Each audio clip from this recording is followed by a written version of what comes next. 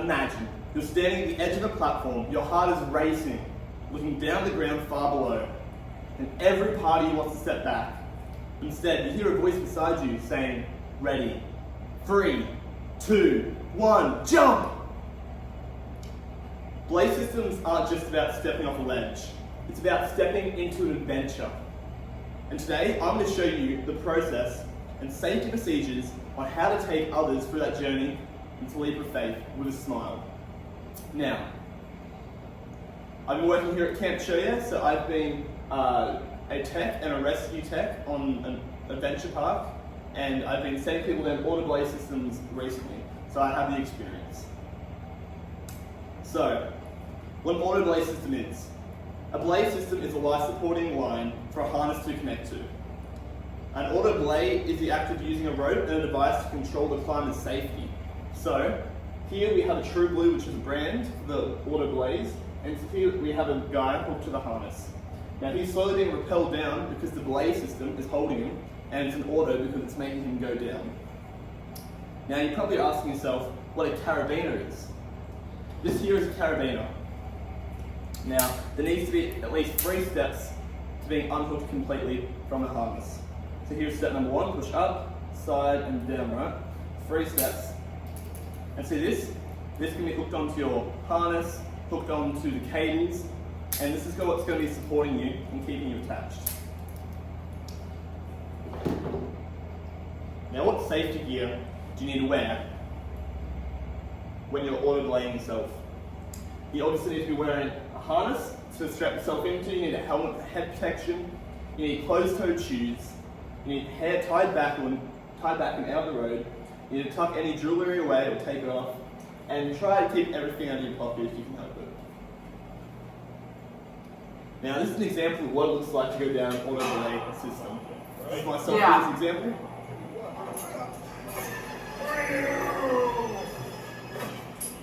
As you can see, I've stepped off the edge and the auto belay system has taken me down. So now, let's go, what actually is the process to take someone down an auto belay system? That's what you're probably wondering at this point, right? I know I am. So, what do I need to send someone down? There's an order of process for things that we need, right? First of all, we need to do the 4 H's. This is to make sure that the person we're sending down has everything that they need and everything's put in properly, right? So we need to make sure that their harness is tied on properly, their helmet is tied into the right this on their head, where it's covering their forehead and the top of their head. A carabiner is all locked in properly and not loose at all. And make sure the person's happy and fine, that they're not too anxious or they're not getting overworked about it.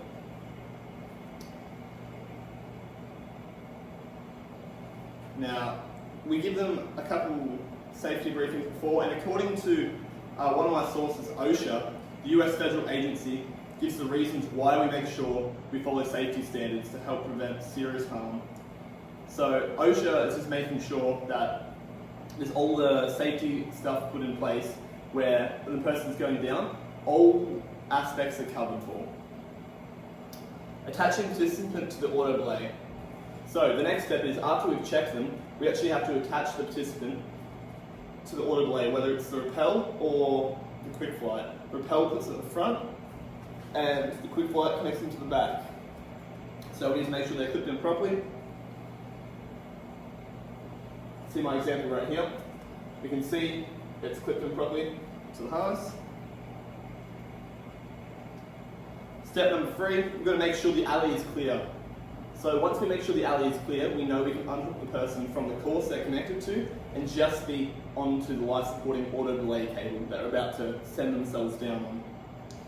So we have a landing zone below, and once we call out alley clear, and they call clear alley backwards, and we attach them, they're all ready to go, right? Almost. We have to give them a safety briefing first.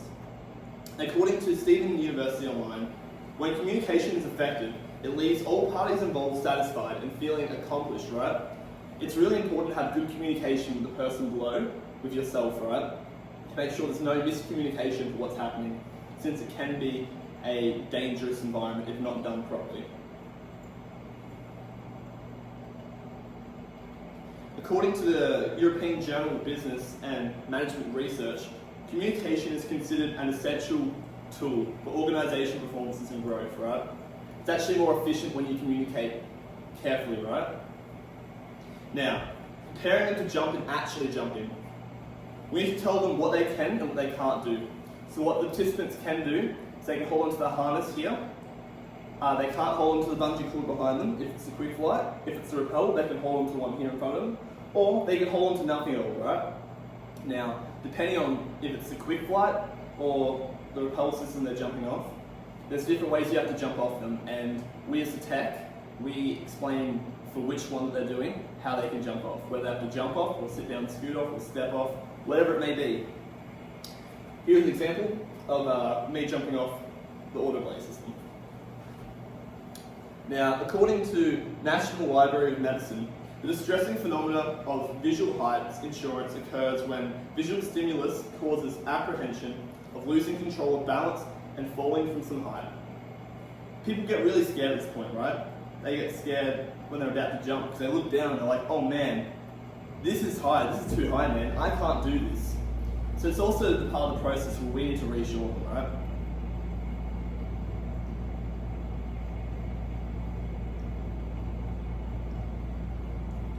And now that we're at the reassuring part, making sure that they're ready to jump, we actually have to get them to the point where they jump, right? So they're ready to jump, and they might be a little bit nervous, but we've got to help push them through that, but we're not going to force them to do anything they don't want to do, because that's their choice to make for themselves, to jump off. And now that once they jump off, they're all happy and chappy, just like me, right here. So, there's a lot that goes into the procedure of sending someone down an auto-belay system. And you have to be very careful for the process order, making sure you get things exactly done and correctly, right? The order process, checking the gear that's done correctly is a very important step. Also very important to make sure they know what they need to do and that everything is hooked in properly. The next time you get a chance to go down the auto-belay system, I know it may be scary and it's definitely hard sometimes. You should definitely do it because the amount of adrenaline and fun that you feel from this adventure is life-changing. So, that concludes my speech for today.